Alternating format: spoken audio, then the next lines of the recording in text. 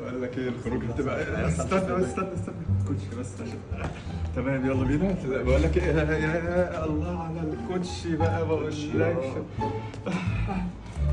خايف على الكوتشي قوي كده ليه؟ في ايه؟ لا يا عم لا الكوتشي ده شاريه يا عم. لا انا شاريه من بدري. في ايه عشان كل شويه تمسحه يا عم؟ لا مفيش الكلام. يا سلام بقى الكوتشي بس ما اقولكش بقى. هتفضل تشتري اليوم ده تفضل تمسك الكوتشي يا عم لا خد ايديا. لا اصبر بس. طب يلا العزبايه كده قدام بقى يا عمي والله العظيم. بقول لك ايه بس خدت بالك انت من بتاع اللي هناك تعمليني عشان توريني حاجه في ايه يعني؟ اوريك ايه؟ لا يا عم مفيش الكلام ده. ماشي فهمت. الساعه كام كده؟ يا عم الساعة ايه بس؟ بص هناك بص كده الساعة 5:15 خدت دلوقتي. بالي. انت اشتريت ساعه جديده يعني عايز توريهاني؟ لا يا عم في ايه؟ بتعمل كده ليه؟ شويه الكوتشي وشويه الساعه. يا عم لا عادي ده السااعة عادي. في حاجه ثانيه جديده عايز توريها لي عشان لا انت كنت لا هتقطع لا مفيش رقبتي. حاجة يا عم. وانا هوريك الحاجة الجديدة اللي انت كنت هتقطع رقبتي دلوقتي.